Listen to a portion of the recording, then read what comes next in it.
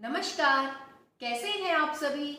उम्मीद करती हूँ कि सभी अपने घर होंगे, स्वस्थ होंगे और खूब मन लगाकर पढ़ रहे होंगे। तो इससे पहले हमने की थी कविता 5, जिसकी पहली कविता थी उत्साह। उम्मीद है अपनी पुस्तिका में कर चुके हैं और उसको दोहरा चुके हैं। तो सूर्यकांत त्रिपाठी निराला जी द्वारा रचित 5वीं कविता का दूसरा भाग हम आज करेंगे। जो कविता है हमारी अट नहीं रही है। इसमें कवि क्या बताते हैं कि फागुन का महीना है और इतना सुहाना मौसम है कि कवि के सामने से वह दृश्य जा ही नहीं रहा। पहला काव्यांश है, अट नहीं रही है आबा फागुन की तन सट नहीं रही है। अर्थात सूर्यकांत त्रिपाठी निराला जी बता रहे हैं कि जो फागुन मास की मादकता है वो बहुत अच्छी होती है। फागुन मास की मोहकता इतनी अधिक है कि वह समा नहीं पा रही है, वह बार बार झलक पड़ती है। फागुन की जो कांति है वो तन में समा नहीं पा रही है। उसके कारण लोगों के चेहरों पर खुशी झलक झलक उठती है।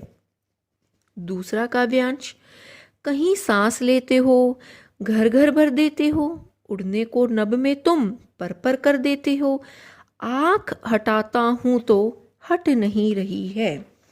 अर्थात कवि क्या बताते हैं, फागुन मास को संबोधित करते हुए कहते हैं कि ए फागुन, कहीं सुगंधित हवा का झोंका उठ रहा है तो कहीं लगता है कि तुम खुलकर सांस ले रहे हो।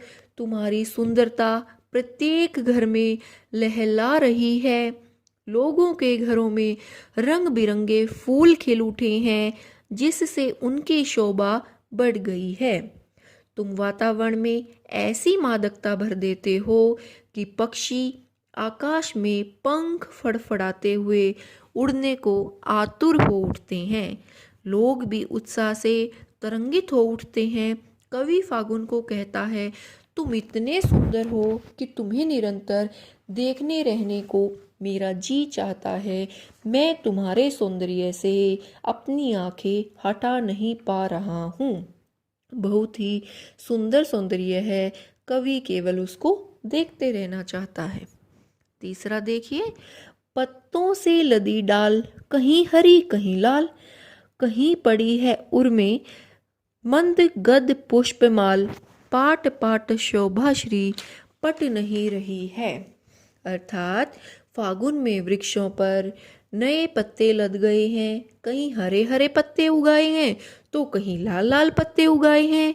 कहीं वृक्षों के गले में मंद मंद सुगंध वाली फूल माला दिखाई दे रही है। अर्थात इसका क्या मतलब है कि किसी वृक्ष पर सुगंधित फूल उगाए हैं, जगह जगह पर सौंदर्य राशि इतनी अधिक खिल उठी है कि वह समा नहीं पा रही है, वह सब जगह प्रकट हो उठी है। कवि की जो आंखें हैं, कवि की जो दृष्टि है वह हटाई नहीं हट रही है। उसका मन करता है कि वह इस सौंदर्य को देखता ही रहे। है कि आपको यह कविता अच्छे से समझ में आ गई होगी। तो चलिए अब जल्दी से पुस्तिका निकालिए और इसके प्रश्न उत्तर भी अपनी पुस्तिका में कीजिए और कविता को एक बार फिर से दोहराइए। अब हम पुनः फिर से मिलेंगे। तब तक घर रहिए, स्वस्थ रहिए, मुस्कुराते रहिए और खूब मन लगाकर पढ़ते रहिए। धन्यवाद।